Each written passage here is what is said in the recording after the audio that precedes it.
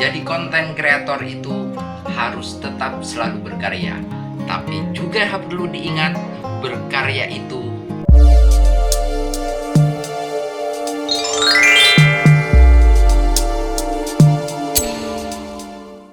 Halo Sobat Rehat 88, bersama saya Anwar. Nah, berbahagialah yang channel YouTube kalian sudah di-approve mengikuti program partner YouTube. Tentunya video-video yang kalian buat sebagai konten kreator sudah bisa menampilkan iklan yang itu juga akan menambah penghasilan para YouTuber semuanya.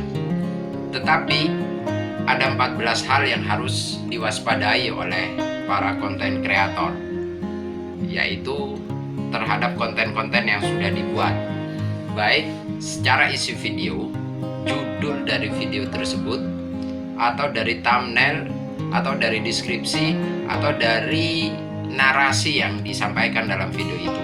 Bahwa 14 hal ini harus dihindari oleh para konten kreator. Nah, apa saja dari 14 hal yang harus dihindari oleh para konten kreator? Yang pertama adalah kata-kata tidak sopan. Pastikan video yang dibuat oleh para YouTuber semuanya itu adalah tidak mengandung kata-kata yang tidak sopan.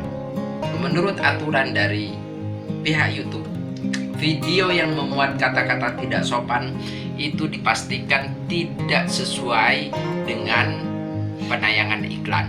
Jadi para pengiklan tidak mungkin menayangkan dalam video-video kita yang memuat atau mengandung kata-kata tidak sopan, baik dalam isi video tersebut, dalam thumbnail, atau dalam deskripsi, apalagi dalam judulnya. Itu yang pertama. Yang kedua sobat, harus dipastikan video yang kita buat, yang kita upload ke YouTube itu tidak mengandung kekerasan. Karena video-video yang mengandung kekerasan itu sangat tidak dianjurkan oleh pihak YouTube. Kenapa? Karena tontonan-tontonan yang kekerasan cenderung akan berakibat kepada emosi penonton, pada pikiran penonton itu bisa mengganggu. Jadi mohon itu untuk dihindari. Yang ketiga adalah konten khusus dewasa. Nah, ini hati-hati. Jadi YouTube itu hadir sebagai platform yang bisa mendidik, yang bisa menghibur. Jadi konten-konten yang berbau konten-konten khusus dewasa biasanya ini tidak layak untuk ditampilkan, mendapatkan monetisasi iklan dari pihak YouTube. Yang keempat yaitu konten mengejutkan.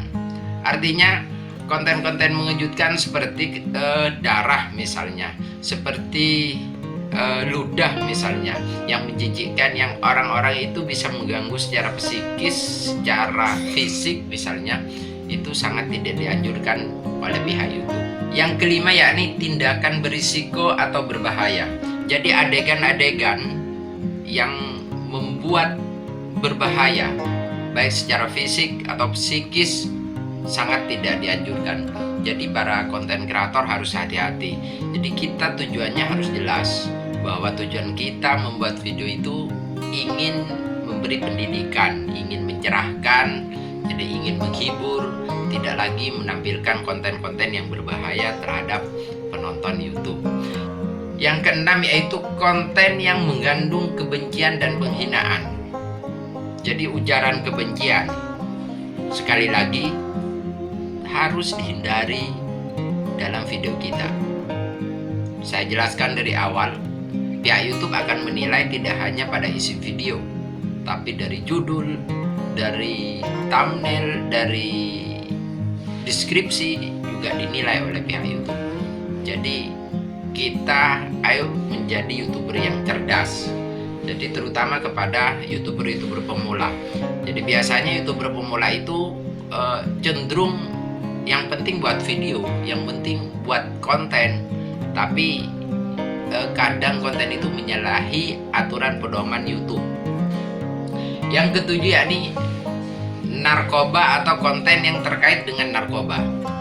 Jadi misalnya di video kita ada anjuran menjual, ada anjuran penyalahgunaan zat-zat narkoba, itu sangat tidak diperbolehkan oleh pihak YouTube.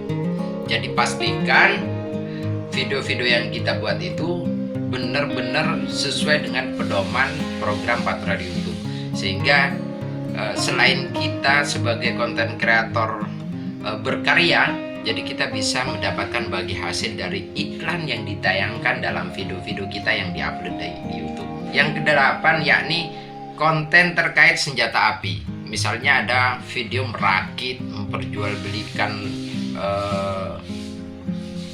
senjata api tanpa izin misalnya, atau mempergunakan senjata api dalam kekerasan misalnya, itu sangat tidak diperbolehkan. Yang kesembilan yaitu isu kontroversial.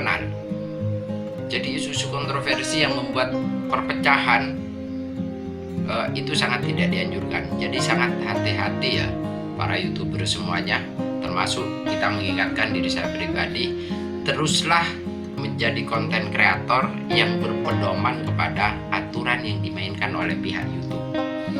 Yang ke-10 yaitu peristiwa sensitif. Peristiwa sensitif artinya peristiwa-peristiwa yang itu mengarah kepada misalnya ujaran kebencian, perilaku-perilaku membahayakan misalnya, itu sangat tidak diizinkan oleh pihak YouTube. Jadi hati-hati. Yang ke-11 yaitu memperbolehkan konten-konten yang memperbolehkan perilaku tidak jujur. Misalnya masuk rumah tanpa izin, mencuri misalnya, perilaku-perilaku yang negatif lah ya. Jadi tidak diperbolehkan oleh pihak YouTube. Yang ke-12 yaitu melecehkan atau merendahkan.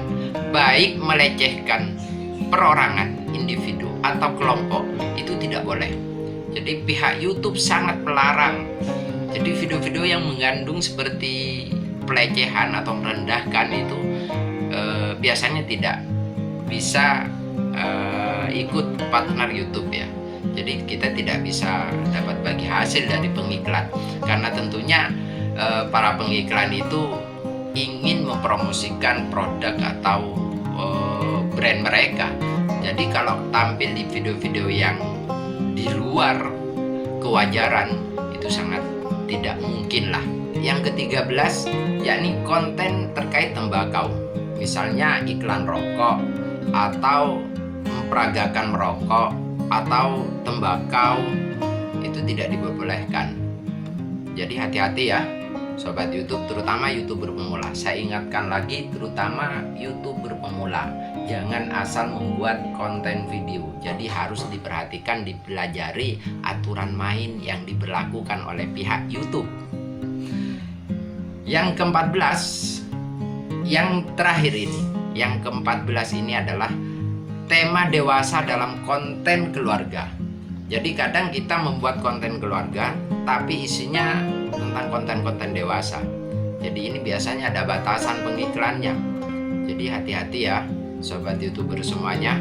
Jadi melalui video ini kita saling mengingatkan bahwa menjadi YouTuber itu adalah berkarya.